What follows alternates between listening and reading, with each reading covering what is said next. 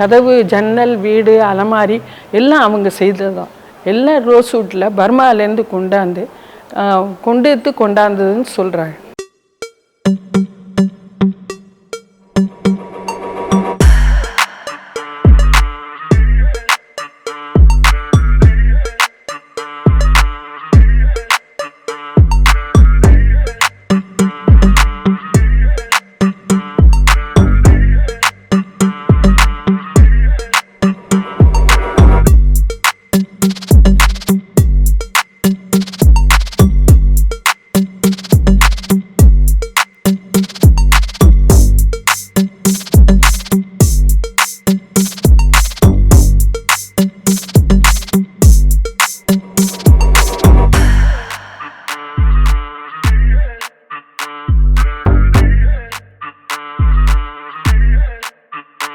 இது வந்து Belgium class.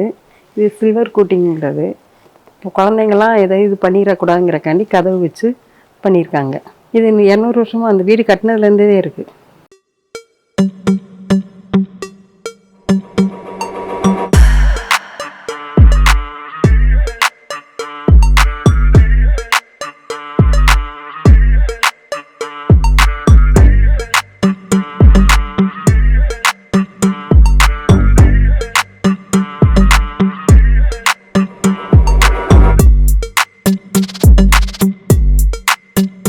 இது வந்து திண்டுக்கல் இதுன்னு சொல்லி போடுவாங்க. நல்ல வெயிட்டாக இருக்கும்.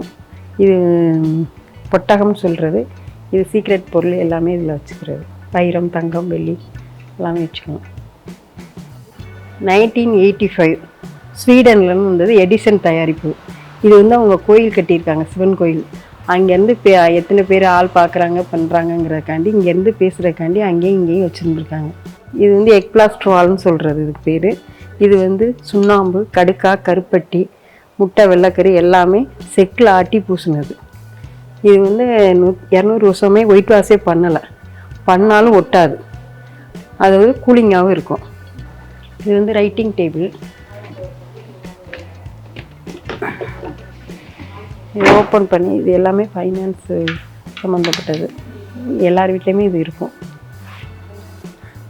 இது வந்து இதை க்ளோஸ் பண்ணிட்டா இது எல்லாமே லாக் ஆகிடும்.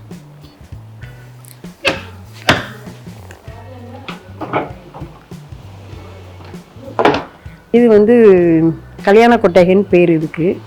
இது வந்து ஒரு ரிசப்ஷன் ஹால் மாதிரி யூஸ் பண்ணலாம். அப்புறம் வந்து அவங்க அந்த கணக்கப்பில் வந்து இங்கே உட்காந்து பண்ணிக்கிறதுக்காண்டி இந்த இடம் எல்லாம் வந்து அவங்க டாக்குமெண்ட்ஸு, கணக்கு வழக்கு எல்லாமே இதில் எடுத்து வைக்கிறது. இது வந்து இந்த வீட்டில் 4 ஃபேமிலி. அதனால இவங்க வீட்டுக்கு 4 பீரோல், அவங்க வீட்டில் 4 ஃபேமிலி, அவங்களுக்கு 4 பீரோல். இட்டாலியன் கிரானைட்டு நல்லா வலுவலுன்னு இருக்கும். கூலிங்காக இருக்கும். இது எந்த காலத்துலையுமே கூலிங்காக இருக்கும். கூலிங் கொடுக்குறதுக்காண்டி இந்த கிரானைட்டு. பழைய காலத்து கிச்சன். இதில் தான் அடுப்பில் சமைச்சிருந்துருக்காங்க. இது அம்மி, இது ஆட்டு கல், இது வந்து ஸ்பூன் ஸ்டாண்டு, கரண்டி, மத்து எல்லாமே போட்டுக்கிறது. இல்லை அந்த காலத்தில் மரத்துலேயே பண்ணியிருக்காங்க. இது வந்து 2ஆம் கட்டுன்னு சொல்கிறது. இது வந்து அந்த காலத்தில் லேடிஸ்லாம் அந்த பக்கம் போக மாட்டாங்களாம், இங்கே தான் தங்கியிருப்பாங்களாம். எல்லா ரூமுமே அவங்க சீக்ரெட் பொருளை வச்சுக்கிறது. உள் ரூமில் 2 ரூம் இருக்கும். ஓப்பன் பண்ணால் ஒரு ரூமுக்குள்ளே இன்னொரு ரூம் இருக்கும். உள் ரூமில் வந்து ப்ரேயர் பண்ணுற, சாமி கும்பிட்றது. வெளி ரூமில் அவங்க திங்ஸ் எல்லாம் வச்சுருப்பாங்க. இது டைனிங் ஹாலு. இதில் தான் சாப்பாடு போடுறது. அப்போல்லாம் கீழே விரித்து சம்பளம் போட்டு உட்காந்தே சாப்பிடுவாங்க. இந்த பக்கெட்டு 50 பேர் உட்காரலாம். இது வந்து காஷ்மீர் கார்பெட்டு. இந்த திண்டில் வந்து எல்லோரும் உட்காந்து பேசிகிட்டு இருக்கிறதுக்காண்டி இந்த இடம். என்னுடைய பேர் விசாலாட்சி. இந்த வீட்டில் நான் கல்யாணம் பண்ணி வந்த பிள்ளை. இந்த வீட்டினுடைய பேர் வந்து காணாவேனா ராவணமானா வெங்கடாசலம் செட்டியார் வீடு. வீதியே சிவிசிட்டி வீதி. எங்களுடைய வீதியே அதனுடைய பேர். இந்த வீடு ரொம்ப மகத்துவமான ஒரு வீடு. என்னுடைய கல் தூணு, இந்த கருட மண்டபம் 1008. இப்படி தான் அந்த காலத்தில் ஒரு டிரான்ஸ்போர்ட் இல்லாமல் எப்படி பண்ணாங்களே நாங்களே ஆச்சரியப்படுறோம். இந்த பார்க்க வர விசிட்டர்ஸ் சொல்ல எங்களுக்கே இதனுடைய ஆச்சரியம் ரொம்ப அபூர்வமாக இருக்குது. இவ்வளவு எப்படி கட்டுனாங்க நம்ம பாட்டையாலாம். இதில் இருக்கக்கூடிய பாக்கியம் நமக்கு கிடைச்சிருக்கேன்னு நினைக்கும் போது நம்ம இந்த பிறப்பு எடுத்தது நல்ல பிறப்புன்னு நாங்கள் நினச்சிட்ருக்கோம். இந்த பெல்ஜியம் கண்ணாடியெல்லாம் பார்த்தா இதெல்லாம் விலை மதிக்க முடியாது. வீட்டில் வெயிலில் போயிட்டு வந்தோம்னா உள்ள ஏசி ஒன்றுமே வேண்டாம். உள்ளே வந்த யார் வந்தாலுமே அப்பாடா இவ்வளோ ஜில்லுன்னு இருக்கே, இவ்வளோ கூலாக இருக்கே இந்த வீடு, இங்கே பேசாம சத்த உட்கார்ந்துக்கலாமா அப்படின்னு சொல்லுவாங்க.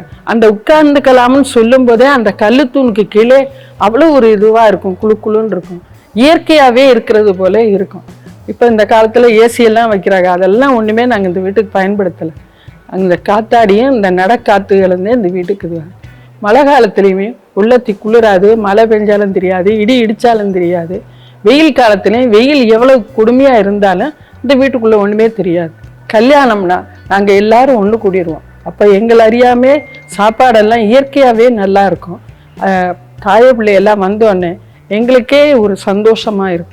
எல்லாமே நாங்கள் கல்யாணம் பண்ணவே பிடிக்கிறது இல்லை, இதுதான் நாங்கள் எல்லாமே செய்கிறது. இந்த வீட்டில் தான் நாங்கள் எல்லாமே பண்ணுறது.